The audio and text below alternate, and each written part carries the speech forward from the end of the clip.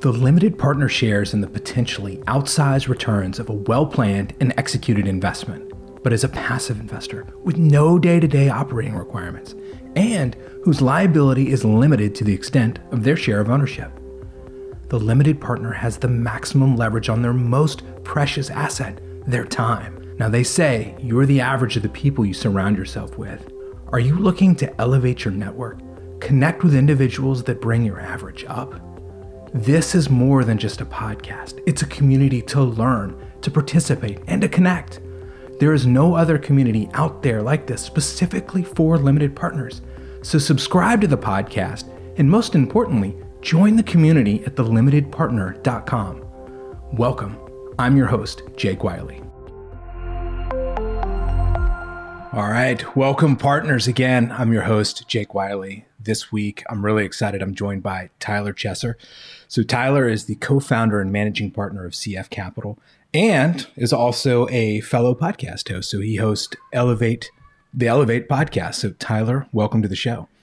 Jake, thank you so much for having me, man. It's I'm grateful to be here with you. I almost feel like we're like fireside chatting right now. You've got the very calm demeanor. It's like, we're having maybe a glass of wine, talking business, talking philosophy, talking deals, talking network. So I'm excited to be with you. Thanks again for having me.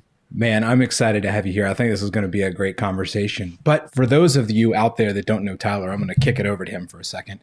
Tyler, if you wouldn't mind, give us a little bit of background on, where you started and how you ended up at CF and everything in between that you think is relevant. Absolutely. Well, thanks again. It's always a pleasure and a privilege to be able to share kind of my story. And I do think that story is important. A lot of times we make sense of our own journey by understanding others. So I hope that this can sort of serve that purpose for your listeners. But, you mentioned I'm the managing partner and co-founder of CF Capital. We are a multifamily private equity investment firm located in Louisville, Kentucky, and we focus on multifamily real estate across the Midwest and the Southeast. We go in and we solve problems. We find operational inefficiencies, physical inefficiencies, and we have a best-in-class team where we go in and we solve those issues and we capture upside, we capture opportunities. And, I've learned sort of the hard way in many regards in real estate. And I'll talk a little bit about my journey getting into real estate and sort of my path that I've taken. But you did also mention that I'm the host of the Elevate podcast, which is all about mindset, mind expansion, and personal development for high-performing real estate investors. I've found that my success has lagged my personal development. Also, my mindset and my perspective, my attitude has really unlocked more than I could have ever imagined in my life. And that's really what I'm super passionate about. I'm super passionate about real estate because it can allow us to generate and multiply not only our streams of income, but our time and our lifestyle. And, I'm very passionate about travel. I'm very passionate about reading and learning and great relationships and amazing conversations like what we're having today. I'm passionate about expansion. I'm passionate about growth. And I believe that if we're not growing, we're dying. And so I think that's one of the reasons we're having this discussion today is to really explore that. So let me talk a little bit about my journey kind of coming into the real estate business. And prior to that, I actually started my career in the corporate world. I never really thought that I would get into the real estate business, frankly.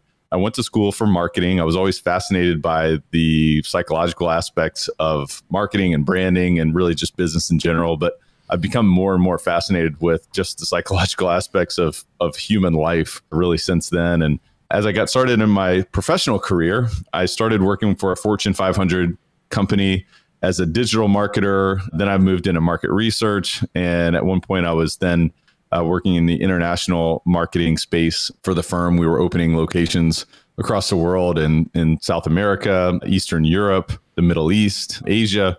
And so we had partners all over the world and we were launching this brand to new cultures all across the world. And it was endlessly fascinating to be able to really see directly how one brand is perceived in one culture and how it's perceived in another culture. In America, our brand, and I'll refrain from mentioning the company just because it's really not important, but it was interesting that the brand in America was seen as, affordable, kind of working class type of perception. And then in the Middle East, it was seen as premier and premium. And it was just very, very interesting to see how different cultures treated, something that we would both look at and say, hey, this is the same thing. But to me, that's very fascinating. And that's a thought that we could expand upon further.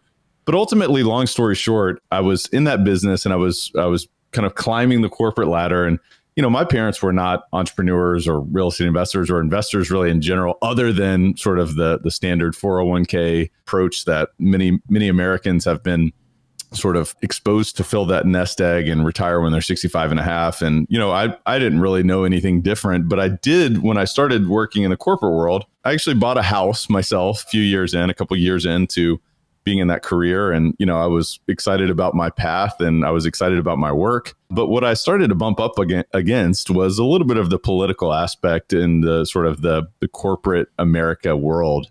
That it was, hey, it's about the amount of years that you've put in to this seat before you're going to go to the next seat.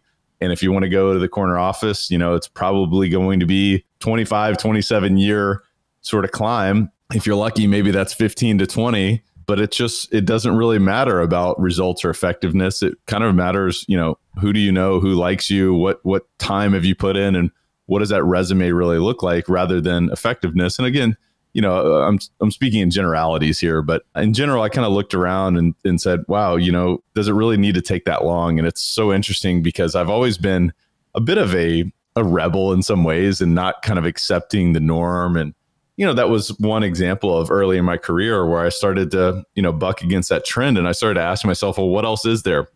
And, the first thing I did was I got my resume ready and started to look at other organizations because I thought things might be different at other organizations. And as I was exploring that, it was a bit of a painful process. And by the way, I was actually pushed into this because while I was a successful young professional, I was still challenged financially. I was so I bought that house and I was having this little thing called repairs and maintenance. Nobody ever told me about repairs and maintenance before I bought a house. And as silly as it sounds, I had some crazy things happen. I had, a few pipes break. I had one pipe break in the front yard, which I'm sure many of us have had that happen. I had another one under the garage. We had a jackhammer up the concrete there in the garage. We had one of the main lines for the electric underground, a root grew into it. So we had to dig up, half of the backyard to be able to figure out where this root was and, cut that up and, replace that line. And wow, I had a beehive built in the side of the house where we had 30,000 bees. I mean, I can't make this stuff up. So the reason why I bring that stuff up is because it put me in a position to recognize that, well, wait a minute, if I'm challenged financially, then what do I need to do? I need to go earn more income. And this was early in my career. And so this put me in position to ask for those raises, to ask for that next position, to continue to go after it.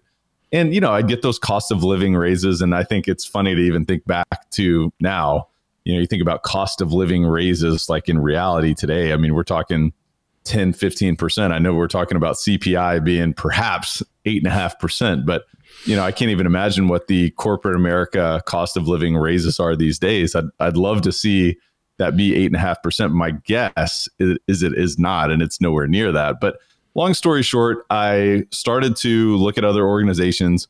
I ultimately realized that I was going to climb the wrong ladder again. And so long story short, I started to ask around, hey, what are my skills? What are my talents? What would really light me up and what would give me the opportunity to create more income and to create more financial freedom in my life? And long story is that I ultimately landed in the real estate business. And as I mentioned, I bought a house a few years prior to that. And for me, that was my first look into the real estate business, was working with my realtor to find the house and negotiate and ultimately close the deal. And so as I thought about it, I was like, well, wait a minute, I could do that. So let me go and get my real estate license. I got my real estate license. I started to sell homes on the side of my corporate gig. And over the course of about 6 months, I doubled my income, which was great. However, I did realize that residential real estate sales was not going to be a path that I wanted to take, but it was a good first entrance. And it allowed me to understand sort of the transactional nature of real estate and work through some of those details and complexities and also get my foot in the door.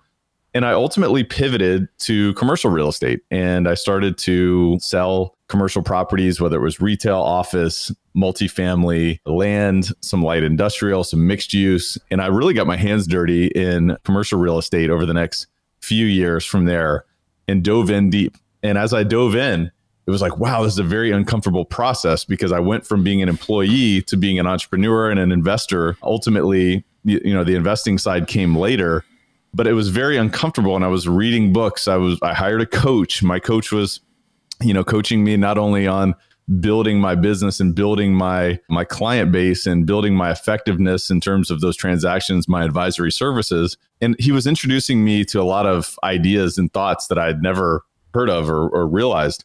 One of the books I read, early on was Think and Grow Rich by Napoleon Hill. And that changed the way that I saw the world. It's changed, the opportunities that resulted in my life as a result. And that was a big game changer for me. I also read this little purple book called Rich Dad, Poor Dad. And it was eye-opening because I was selling these assets that Robert Kiyosaki is talking about in terms of how the wealthy look at money, how the wealthy look at liabilities and assets. And I was selling these assets directly, and it was right under my nose. I didn't even realize it. And of course, I was generating significantly more income than I had as a corporate employee. But what I didn't realize was that I was still trading time for money. But what I was doing is I was gaining experience. I was gaining a track record. I was gaining reputation. And ultimately, once I read that book, I'm like, I have to start investing in these deals. The first deal I ever bought was an 8-unit apartment complex. I call it an apartment complex, but it was, an 8-unit multifamily property sitting on 2 parcels, right on the same sort of captured location there. And, it was a distressed property. I thought it was a value add time. I mean, it was totally distressed. It was in major disrepair.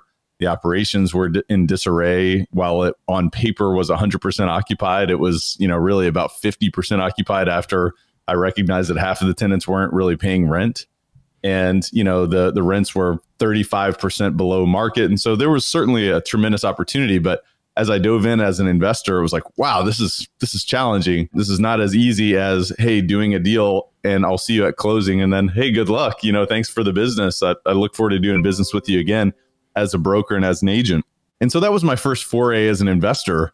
And it was a transformational experience because it was feast or famine. It was you eat what you kill. But it was also this experience where, I had to go through those emotions. I had to go through the ups and the downs of being an investor. And one of the things that you and I talked about before we started this podcast was that, sometimes we feel like, or we think that we can earn a greater return by doing things actively, by buying a direct deal, whether it's an 8-unit property, whether it's a duplex, whether it's a single family home, maybe it's a 20-unit property, and go in and roll up our sleeves and do that hard work. And maybe that's true at times. And every deal is unique. Every deal is specific. But what I did realize was that as I continue to grow as an investor, there's these economies of scale by doing larger deals, especially in the multifamily business. And by the way, as an agent, as a broker, I became known as the apartment guy. So every multifamily deal in my market, sort of in that middle markets, private capital space, not institutional, but kind of up to that 100, 150, 200 unit deal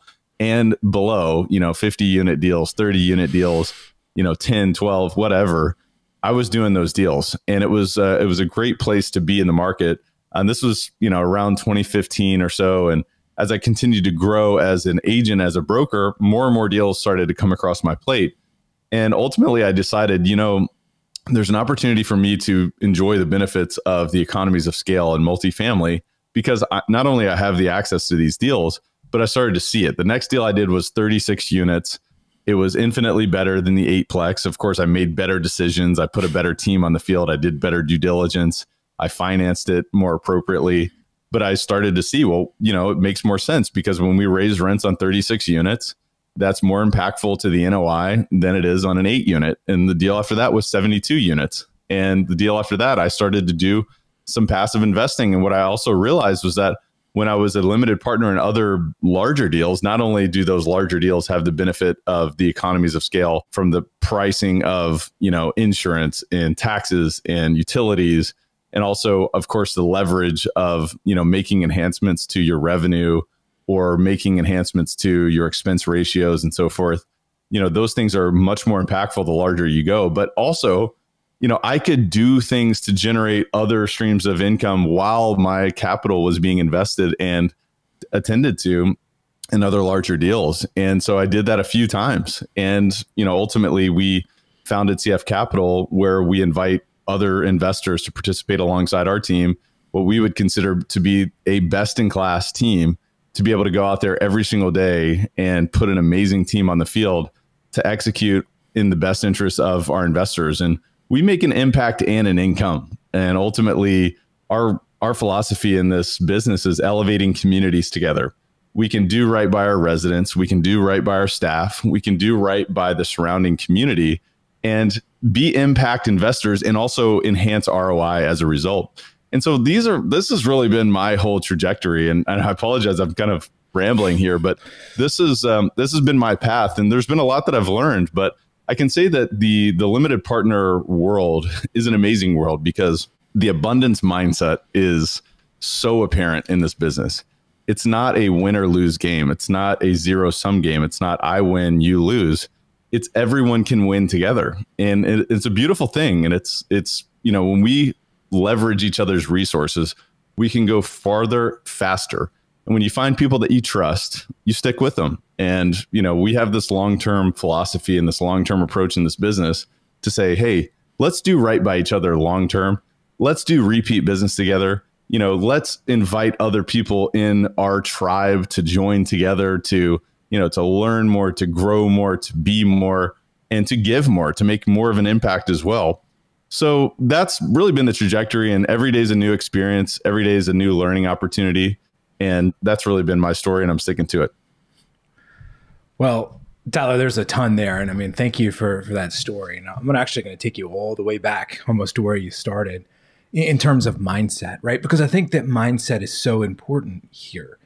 And, there's a lot of people that come to me that are like, hey, look, you've been doing real estate for forever. Like, it seems like you're a genius now, especially with the market just completely going bananas and like nobody knows what's happening. But, one of the things that I learned early, and it's, you hinted on this as well, is that, I can be a high earning professional. And then if I get into real estate, especially these onesie twosies, residential type deals, I'm actually turning into kind of like trade labor, where you're out in the field and you're doing this work and people are calling you, and like your property manager's calling you. It's like, hey, we got a problem. It's the weekend. What do you want us to do? And it's like, okay, like why am I solving this problem? But you are. And, I think that the trap that most people fall into is they don't even know that the limited partner avenue is out there for them. Right. And when they do jump into real estate, they start trading, high earning hours, right, where they could be doing something else for $15 an hour. I mean, I guess in today's world, it's probably 20, but like, I think the mindset aspect of it is so important. And I'd love to kind of get your insights on, what is the right mindset? And, how do you find where you really need to be? Because for some people, it will be going into the active role. And then for a lot of people, one, they probably don't even know it's there, but being a limited partner, a passive investor is really a strong, strong place to be. But what are your thoughts? Yeah, so I'm writing this down. What's the right mindset? So the first thing that I would say is I believe that we all should be outcome focused. What is your outcome? What is it that you are looking to accomplish? A lot of times, we think of the traditional investing world and it's, hey, when do you want to retire? At what age do you want to retire?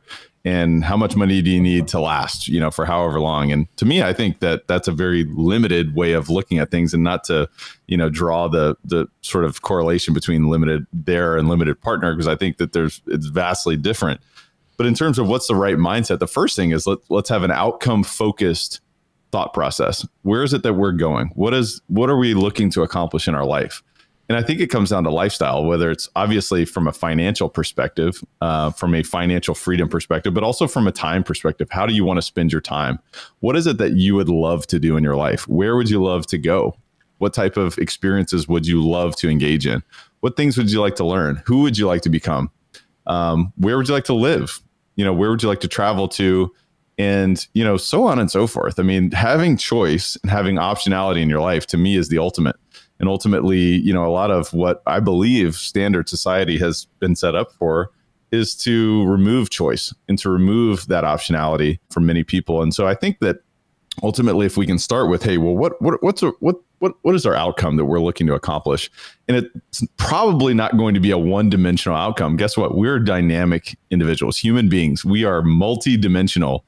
and we should unlock that ourselves. So let's start there. So what's our outcome? Number two is, let's have an abundance mentality, because, I do get this thought process from some people, and I see this. It sounds great. Your deal sounds awesome, but I'm just going to do my own deals because I'd rather have 100% of, the deal rather than, partnering with other people. And I can understand that and I can respect that. However, I would say that, thinking about outcomes, we can actually leverage each other's resources and do more as a result. And so the other thing too, to think about when we have this limited thought process, when we have this limiting belief that we must have 100% or we must be actively involved to obtain the greatest return on investment. I think a lot of people, what they may not realize is that to find the best deals, you've got to be really full-time in this business. To capture the most amount of upside, you've got to be full-time in this business. So if you've got another job, let's say, you've got a family, you've got a lot going on with your family, and real estate is this thing that is something that can be super powerful for your life. And maybe you've got a few deals and you want to continue to grow and you're finding deals every now and then. And maybe you're getting referrals from other investors, or, people are kicking you deals, or you have some strategy. If you're not full-time in the business, it's going to be challenging for you to find the best opportunities. And I'll say this, you were talking about, obviously we're in a changing market environment. First of all, the market is always changing. And we should always be prepared to, weather any storm, no matter where we're at, because, that's the fact of the matter. And also being a long-term investor in this business, we have to be ready for the ups and the downs. But I think that if you're not full-time in the business, it can be challenging for you to weather those ups and downs, for you to capture, the most optimal opportunities. And in the last run-up, that we've had over the past 14 years, we've had a bull market since the great financial crisis, 2009. It's been challenging, and it is challenging to find great deals. And like our team, as an example, like we live, breathe, and eat this business for better or worse. We were at a dinner last night till 8:30 p.m. with our property management company, and we're strategizing. Of course, we're connecting as people and building those relationships, but we are in this like constantly, and we look at hundreds and hundreds of deals before we say yes to one. Literally, I think our ratio right now is like 150 to 1. So like we deep dive in terms of underwriting, some pre-due diligence, tours, discussions, evaluation, debt sizing, all this kind of stuff before we say, hey, yes, we are moving forward. We're acquiring this deal. And so what happens is we eliminate most of the deals that don't make sense. And as we go all in, we literally go all in. And so I think there's a benefit for limited partners in that when an opportunity comes across their plate, especially from our team with CF Capital, they know that it's gone through a rigorous, disciplined process. And if you aren't leveraging that sort of approach, then I think you're leaving some opportunity on the table. And, ultimately, we need to give ourselves every opportunity to succeed in this landscape, because there's a lot of deals that don't make sense. There's a lot of deals that we look at and scratch our heads and say, wow, I'm surprised that it was able to trade at that capacity. I'd love to see how they're making those deals work. And unfortunately, there are, the other side of the businesses, there's deals that don't make sense, especially when we experience a downturn, especially when we have a market correction. And so having the thought process that, hey, you know what, anything is possible on the back end here. There are black swans that we may have never even realized. By the way, there's this little thing called a pandemic that we just had. There's other things that are happening in sort of the economy that may or may not be directly related to multifamily that do impact this business or, whatever asset class it is that you're investing in. So I think limited partners who recognize, number one, that there's an abundance, an approach to this business that we can all win at a greater degree together by playing our own roles. I think that's a beautiful thing. But ultimately, we start with the outcome. What is it that we're looking to accomplish? What is it that we want within our lifestyle? Where do we want to be in 3 years? Where do you want to be 5, 10, 20, 30 years in the future? Because this is not a get-rich-quick scheme. This is a build wealth. It's protect wealth. It's generate new income stream type of business. And I think it's a beautiful thing. If it's people that are not looking to speculate, that's the other thing too, is that, over the past 14 years, and in particular, really the past 2, 3, 4, 5 years, there's been a lot of speculation. There has been a lot of winners because of speculation. Mm-hmm. But I think that's a dangerous game to continue to play. If we think that things always go up, Well, guess what? There's going to be a time where things don't continue to go up. And if you don't have a fundamental investing strategy, team, business plan, contingency plan, it's going to be challenging for you to continue to build that resilient level of wealth and also just sort of outcome. So those are a few things that I would say about the mindset piece, but it starts with outcomes, and then it really continues with abundance. The last thing that I'll say about this is that this business is filled and littered with challenges, with problems, with, pitfalls.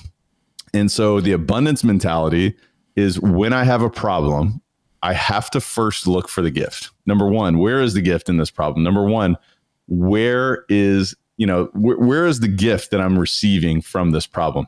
And I think that that's how we've found to really grow, to expand, to become more, because the first thought that any human being has is when there's a problem, it's, wow, this is horrible. Woe is me.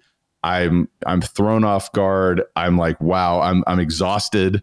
But if we obtain this abundance mindset that says, you know what, anything is possible and there's a gift in every challenge, that's another example of putting the abundance mentality and mindset to work. Well, I really love what you're talking about there from the mindset, and really starting with the end in mind too, because, I'll tell a quick story. I know this is all about you, but I think this will fit right in. So last year during the pandemic, we went out on the road. We traveled as a family, and I've got kids. So it's 2022. I've got kids between 11 and 5, right? And we went to the Grand Canyon, and we were sitting on the rim of the Grand Canyon. If you've been there, you know what I'm talking about. But it's basically a path that goes around the rim of the Grand Canyon. And it was us, a couple other like travel-y people like us, and then a whole bunch of folks, retired folks, that were getting out of their RVs, and they were coming over to the Grand Canyon. And I talked to a couple of them, and it was their first time, and they were so excited. And I just remember looking over the edge of the Grand Canyon, and there's this path, and it's like 50 miles down to the bottom. Not really. I think it's 8, but I was like, I could do that, right? Like if I'd planned this trip better, like we could have gone down there, especially if my twin girls are 5 now, are a little bit older. And I was like, but that's what I want to do. That's, to your point, that's the life that I want to have. I want to be able to go do that. I don't want to wait until I'm retired and driving my big old RV to come and like peer over the side and be like, man, it sure is beautiful. I'm glad we made it, finally. And I think that that's really kind of, it shifted something inside of me personally. And we were talking about this again before the show, is that, at one point in time, not too long ago, right before the Limited Partner show came out, I was thinking, you know what, I want to be an active syndicator. I want to go raise funding. I want to go get it. And the more I thought about it, like something didn't feel right for me. Like it didn't feel right. I felt incongruent. I was like, man, I'm a CPA. I've been in real estate for 16 years. I know what I'm doing. I've got a great network. I've got a builder's license. I mean, you name it on paper, like it was perfect. But when I really sat down and asked myself, like, what do I want out of life? And not like when I retire, but like tomorrow, because like nothing is a given. And it wasn't, to your point earlier, is that it is a full-time gig. And especially like in the beginning and getting these deals going, it is a lot of work. And I was like, you know what? I bet you I could just work with people like Tyler that do this, are better at it than I am. And I could have just invested as an LP or right alongside them and not have to do this myself. And that was a fundamental shift. And it was so freeing for me as a person that it's hard to explain when you find clarity like that. And Tyler, I just really appreciate the point about starting with the end in mind and like, where are we trying to go? What are we looking for here? Because I just went through this journey. And hence, part of the reason we've got this podcast is like, I want other people to experience. It's like, I don't want them to have to go through the same 16 years of doing it all myself, 2, almost getting myself into a marriage with a business that, like once you take on investors and you're the GP, I mean, you're 7, 10, 5, 7, 10 years in that. Like you can't turn around. And my personality is I would never, ever jeopardize somebody else's wealth and income first. So that was a marriage. So Tyler, thank you for sharing that. Jake, thank you. And by the way, I didn't realize that we were both twin dads. So how cool is that? But we actually just welcomed a boy and a girl twins 4 months ago myself. And I love to hear that story with your family. But it is really interesting. You think about that. And I think back to my corporate life. And, if I were to climb that ladder for 27 years to get to the C-suite, I don't think that I would have had the opportunity to be in the position that you just described, the Grand Canyon, to say, okay, I'm fit enough and young enough to be able to go hike down 8 miles down and hike back up, because I wouldn't have been able to do that until I paid those dues. And one of the things that we can do in this business is through relationships, through personal development, through mindset, through insight and learning and receiving gifts in those challenges, whether you're a limited partner, whether you're an active investor, whether you're both. By the way, you can do both too. Like, you don't have to be one dimensional, and every investor and every individual's life is different. Every individual's outcomes are different. Every individual's skill set is different. And so you think about all of that and it's like, wow, well, we can create the lifestyle that we want through utilizing real estate as a vehicle. That's all it is. It's a vehicle towards creating an outcome that we want in our life. A lot of us fall in love with it, through the process, and it is fun, and it can be very fun. It can be very fun to be a limited partner because you're evaluating opportunities yourself. You're evaluating operators yourself. You're evaluating the merits of the marketplace yourself. And I think it's critical to do that. A lot of times we talk about this being passive investing, and certainly there's a lot of different characteristics of this type of investing that is passive. But ultimately, you have to do your homework. You have to learn. You have to continue to learn as a result. I would recommend that anybody who is a limited partner to read those monthly reports, to ask questions, to learn more about, hey, what does this mean for my future outcomes? What does this mean for my future strategy? Because ultimately, this vehicle and our learning and our growth as a result of investing in this vehicle is what's going to allow us to get to that big picture outcome that we want in our life. Yeah. And it's, 2 points, right? Just hammering it home is that you got to know where you're trying to get to. Like, what is the outcome? And then 2, it still takes work, right? Like, this is not a gimme. And I think that's something else I'd love to kind of get your kind of approach on is like, as a limited partner, you are one, you obviously work with limited partners. Not everybody, not every real estate asset, not every location is the right fit. And it's going to take a little bit of homework. And like you were talking about this earlier about hitching your horse to, a wagon. Like, there is a way to find some people that you want to work with over and over again, but it also shouldn't be a given. Just because like this one deal worked for you doesn't mean that the next one is going to fit your, what you're looking for in your criteria. So can you chat about that? Sure. I think it's important for us to, whether you're a limited partner or just an investor in general, to understand ultimately we're investing in, an asset class, right? You can be a limited partner in every asset class in real estate. Of course, other equities as well, but we're focusing on real estate, and our company specifically focuses on multifamily. And that's really what I believe in as an investor, whether I'm a sponsor of the opportunity or a limited partner myself, because ultimately at the end of the day, human beings in America, and we're focusing on America, and we focus on the Midwest and the Southeast, while I am invested in other regions. What I'm trying to get at here is that as investors, we have to understand what are the underlying fundamentals of our investment. Because yes, a lot of times we'll invest in a deal and we'll say, well, this is what it's performed at in the previous market. And so we would anticipate it to perform in that capacity moving forward. But I think we have to understand, there's a lot of moving parts in this global economy. Today, we're in a global economy. Everything is not separate. Everything is interrelated. The financial system, the psychology at scale for global human beings, the migration patterns, the consumption patterns, the financial health of consumers, businesses, interest rates, all of these different things. We have to understand the complexities, and we need to continue to learn and keep our finger on the pulse. So one of the things that I would invite your listeners to do, or any limited partner to do, is to really develop their own investment thesis. And what is it that you believe in good times and bad? What is going to generate income? What is going to be a safe investment that's going to protect your capital, but it's also going to help you grow your capital, not only outpace inflation and some of these challenges that we see in today's environment, but continue to build that wealth for, the outcomes and the lifestyle that we want to generate. And so that's what I'd look at as myself. It's like, all right, well, if I'm going to look at a deal, number one, who is it that's sponsoring the deal? Who is it, who's in charge? Who's executing the business plan? Are they resilient? Are they somebody that's going to give up and say, wow, any problem that we have, it knocked us off course. So sorry, guys, like this deal failed. I guess not everyone works out. So that's the first thing, is to evaluate who is it that I'm investing with? What is their character? And what is their experience? What's their track record? What have they done in times of challenge and times of triumph? What are they like? And really understanding sort of their model of the world and their framework and their approach. That's the first thing. The second thing is evaluating the marketplace, whether it's a, particular MSA across the country, what are the driving forces for that marketplace? What are the job growth characteristics? Why do people live there? Why are people moving there? What does the population growth look like?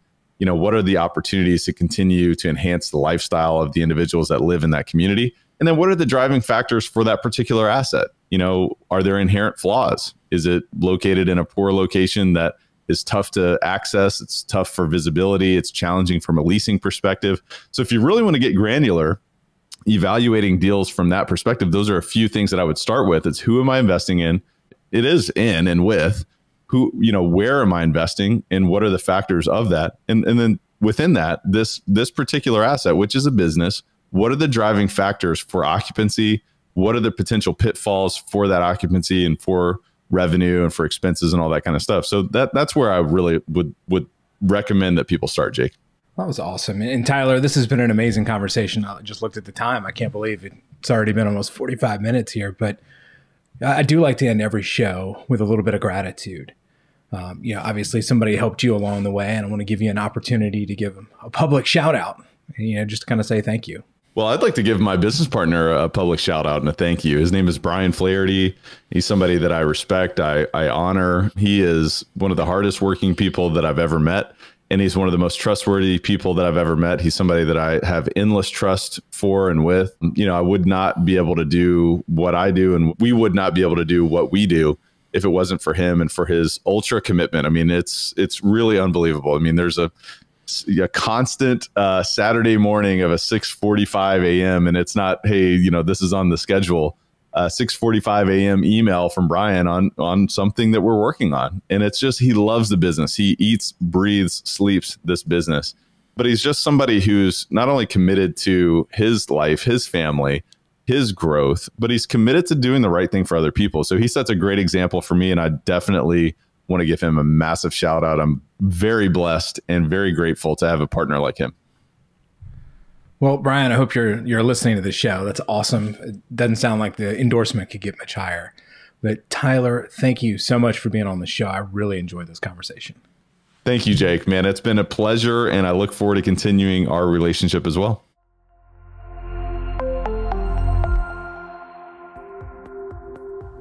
I hope you've enjoyed this episode of the Limited Partner Podcast.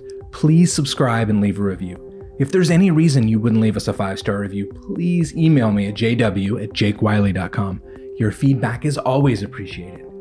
The show is just the tip of the iceberg in terms of the limited partner community. It's a community where limited partners can come together to learn about what best in class looks like and opportunities, and most importantly, a place to connect. There is nothing out there like this, so head over to thelimitedpartner.com and sign up. We'll see you next time.